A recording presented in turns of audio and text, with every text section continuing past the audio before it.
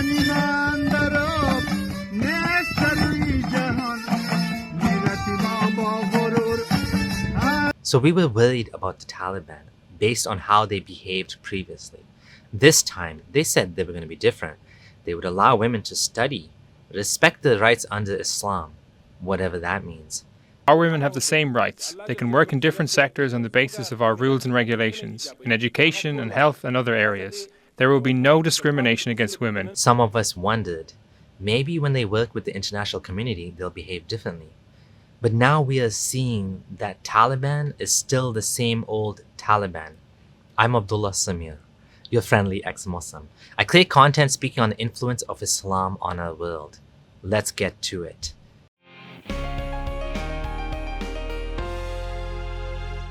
Fawad Andarabi, a local artist, was dragged out of his home yesterday and killed by the Taliban. He was a famous folk singer in the valley. His son has confirmed the incident. Thousands of Afghan musicians fear being again silenced as the country's Taliban rulers say they will not allow anything that violates Islamic Sharia law. The Taliban regime enforced a complete ban on music during its first stint in power, 1996 to 2001. We have a situation now where young and old artists alike are in danger. Imagine that your livelihood is art, and that you are a musician or an artist or an actor, and now the Taliban rolls into town. Imagine you are a woman and also in one of those fields. All the progress from the last few years is going down the drain. In an article on Gandhara, which touts itself as the go-to source for English language reporting in Afghanistan and Pakistan, Harun Bacha and Abu Bakr Siddiq write, in an interview with the New York Times, Mujahid, the Taliban spokesperson, said music would not be allowed in public. Music is forbidden in Islam, he claimed, but we're hoping that we can persuade people not to do such things instead of pressuring them. Sure. So much for no compulsion in religion, right? The mere existence of an Islamist government shows that there is compulsion. Otherwise, you wouldn't have Islamism or political Islam. You would just have secularism and Islam under it.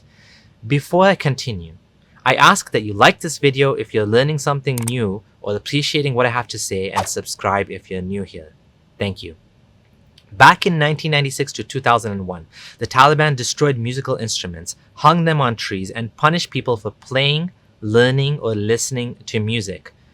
Opened in 2010, Anim is a vibrant music school that has revived Afghanistan's musical heritage. Its orchestra has performed around the world, and the institution has trained a new generation of musicians, composers, and singers.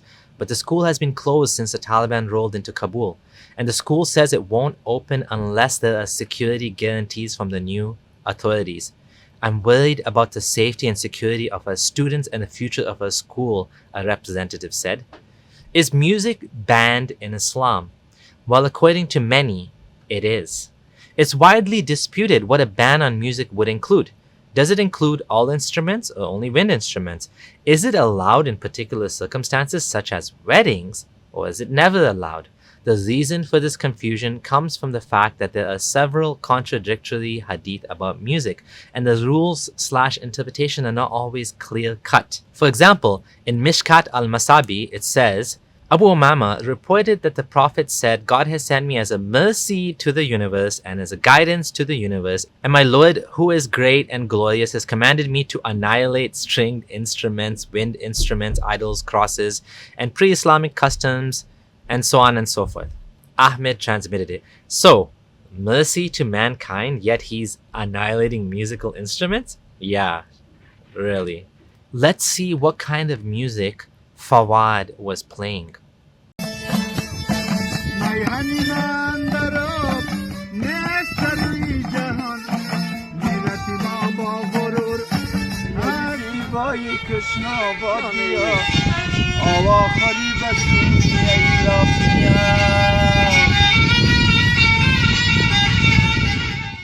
Now, I don't know about you, but that's pretty mild.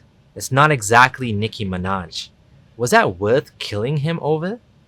Groups like this have an issue with music because of what it stands for. Liberty, freedom, expression, joy, creativity, all of that. The exact opposite of submission and obedience to Allah. Boko Haram is another religious extremist Islamic group, which name literally means Western education is forbidden. You see that these groups don't like progress. They want the world to stay in the 7th century. They want instability and poverty so they can milk that and they can say, look, we're gonna fix this. You guys have problems, we have solutions. Education and progress is a threat to these groups. Women being educated and working is a threat. Heck, even music is a threat. In another hadith, Abu Bakr got mad about musical instruments being played on Eid, but Muhammad said it was okay. Abu Bakr came to my house while 2 small Ansari girls were singing beside me the stories of the Ansar concerning the day of Bu'ath, and they were not singers. Abu Bakr said protestingly, musical instruments of Satan in the house of Allah's Messenger? It happened on the Eid day, and Allah's Messenger said, oh Abu Bakr, there's an Eid celebration for every nation, and this is our Eid celebration. So now you see where the confusion comes. There are contradictory and confusing statements. The Quran doesn't mention music, although some scholars interpret certain ayah to mean music, certain verses. I'm not going to go through the list of ayah and hadith and references and arguments about music because it doesn't matter. The point is that the Taliban consider it forbidden and are even killing musicians now. Interestingly, The Week magazine states that his son said he wanted justice for his father and that a local Taliban council promised to punish his father's killer. Mujahid, the Taliban spokesperson, told the Associated Press that the insurgents would investigate the incident but had no details on the killing. Now, I don't know if you believe him, I personally don't, but there's something interesting here worth pointing out. Even if the Taliban leadership says something like, we will allow women to work, we will allow people to choose whether they want to listen to music and play music or not, do you really think the ultra-conservative jihadis would allow it? Do you really think the vast majority of Taliban would listen to these people who say these things? Of course not. They say one thing in English and then they say another thing in their own language behind closed doors. To the press and the media, they say, yeah, we're going to punish him, wink wink. It's not clear if this was an official command from the Taliban leadership to assassinate this musician or some local leader took matters in his own hand. But it appears that they actually hunted him out.